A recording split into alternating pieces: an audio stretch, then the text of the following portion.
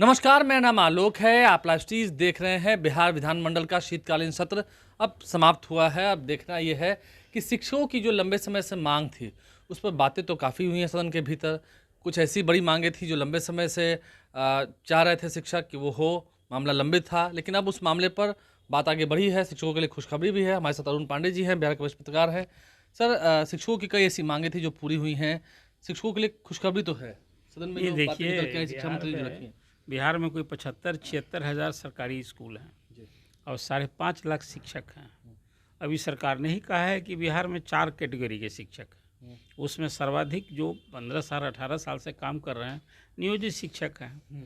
लालू जी के ज़माने में तो 1500 रुपये मासिक पर शिक्षा मित्र बहाल हुए थे और नीतीश जी जब पावर में आए तो उन्होंने पहले कहा कि डिग्री लाओ नौकरी पाओ। ये बृषिण पटेल के शिक्षा मंत्रित्व काल की बात मैं कर रहा हूँ। अब बाद में सभी नियोजित शिक्षक हो गए। अब आज तो नियोजित शिक्षकों को 35,000 से 55,000 60,000 रुपये वेतन मिल रहे हैं। अब इन लोगों की कई मांगे थी। उसमें सबसे पहली मांग थी कि सरकारी कर्मी का दर्जा दीजिए और बिना शर्त सरकारी कर्मी का दर्जा दीजिए। नीतीश कुमार ने ये बात नहीं मानी। शिक्षक संगठनों की दुकानदारी तो चलती रही, लेकिन शिक्षक जैसे सरकार चाहिए वैसे मानने के लिए तैयार हुई, इसलिए कि उन्हें नौकरी करनी थी। तो पहले तो बीपीएससी से शिक्षकों की बहाली हुई। नियोजित शिक्षकों ने बहिष्कार करने की बात की। फिर भी 60,000 नियोजित शिक्षक परीक्षा में बैठे और 28,000 अध्यापक बन गए बीपीएससी से। लेकिन उनकी मांग अपनी जगह अभी बनी हुई है। अब सरकार ने कहा एक ट्रांसफ़र पोस्टिंग की पॉलिसी लाई। कहा कि भाई शिक्षक लोग अपने घर में रहकर पढ़ाते हैं तो ये पढ़ाने वाले नहीं हैं, इन सबको घर के दूर से हम रखेंगे। ऐसी नीति लाई कि भाई महिला शिक्षक गृह पंचायत से बाहर, पुरुष शिक्षक गृह अनुमंडल से बाहर। इसका शिक्षकों ने भारी विरोध किया। तो अब नीतीश कुमार को तो चुनाव में न जाना है। ये 5.5 लाख शिक्षक जो मैंने बात आपसे कही, तो ये सब 5.5 लाख शिक्षक ही नहीं, 5.5 लाख परिवार है।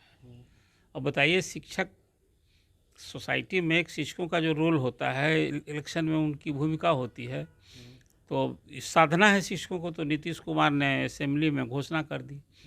असेंबली में तो अब नई घोषणा हुई है। पहले वो जो शिक्षा नियोजित शिक्षकों के लिए जो 1,87,000 शिक्षक जो सक्षमता परीक्षा पास कर गए हैं, उनके लिए तोहफा दिया।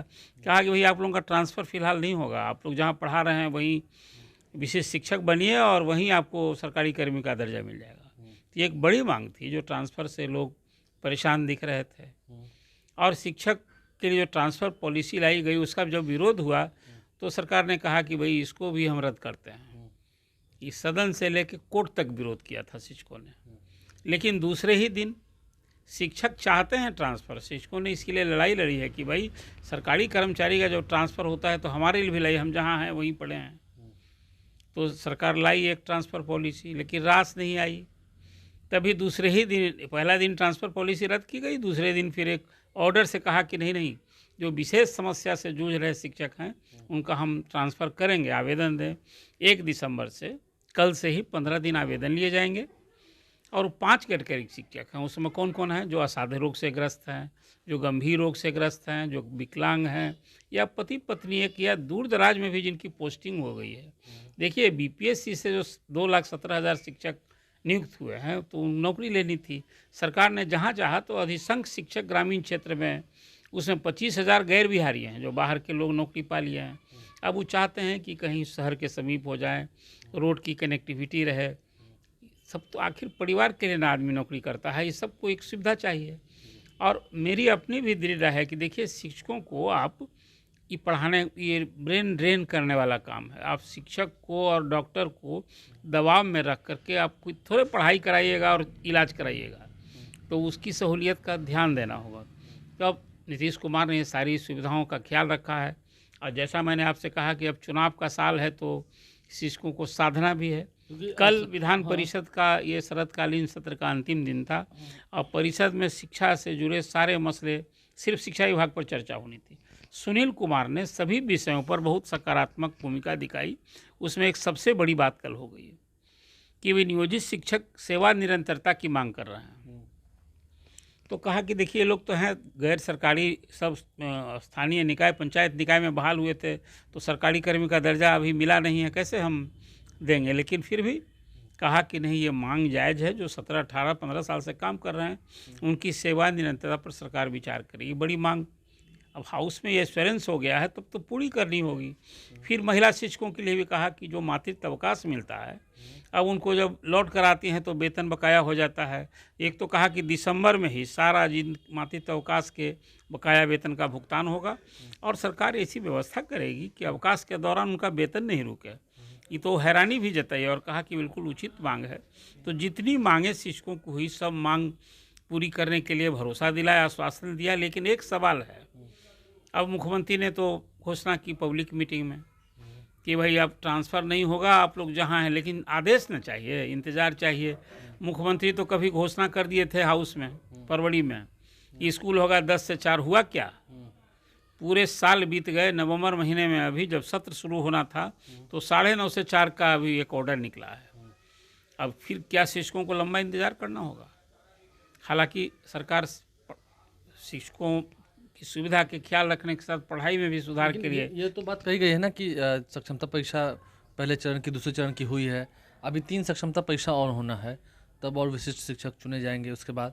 तो मतलब 5 मौके मिलने थे। तो आपको लगता है कि कहीं ना कहीं अभी तो देरी है, इस साल चुनावी वर्ष में तो कोई ट्रांसफर पोस्टिंग वाली बात होनी नहीं, क्योंकि ऐच्छिक ट्रांसफर की तो बात अभी आपने की ही है। नहीं, ऐच्छिक ट्रांसफ़र तो वही मैंने कहा कि विशेष समस्या के लेकर ऐच्छिक ट्रांसफ़र हो रहा है। कल एक और खुशखबरी की बात आई कि 1,47,000 शिक्षकों का कल सबको जो नौकरी मिलनी है, उसमें 38,000 प्रधान शिक्षक हैं, 6,000 हेडमास्टर हैं, 85,000 जो Tier 3 में बहाल होने जा रहे हैं नए शिक्षक हैं, और फिर जो सक्षमता उत्तीर्ण शिक्षक हैं 65,000।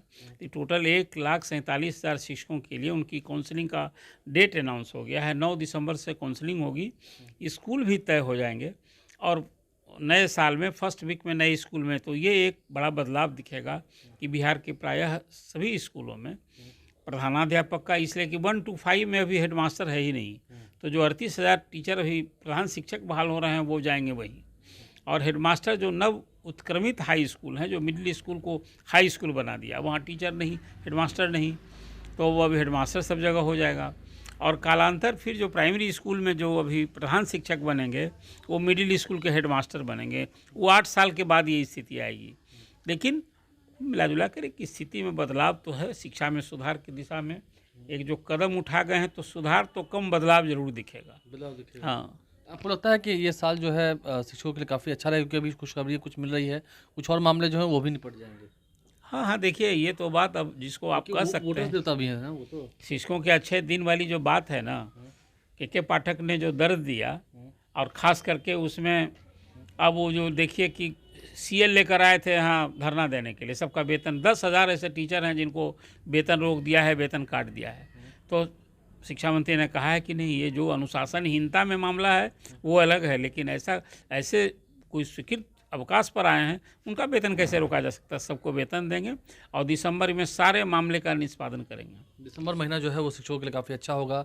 अरुण पांडे जी हमारे साथ थे, क्या कुछ उन्होंने विस्तार से तमाम बातों को समझाया है, आसान शब्दों में आपने सुना है। शिक्षकों को खुशखबरी तो सरकार दे रही है, शिक्षकों के लिए बेहतर काम भी किए जा रहे हैं। अब देखना होगा, ये चुनावी वर्ष है, अभी शिक्षकों को तकलीफ देने की ज़रूरत तो खैर सरकार नहीं करेगी, और कहीं ना कहीं जो और मामले बचे हुए हैं उसका भी निष्पादन जल्द से जल्द होना है। आप लाइव के साथ बन रहे हैं, हमारे चैनल को सब्सक्राइब कर लें। अगर इस वीडियो को फेसबुक पर देख रहे हैं तो पेज को लाइक करना ना भूलें। धन्यवाद।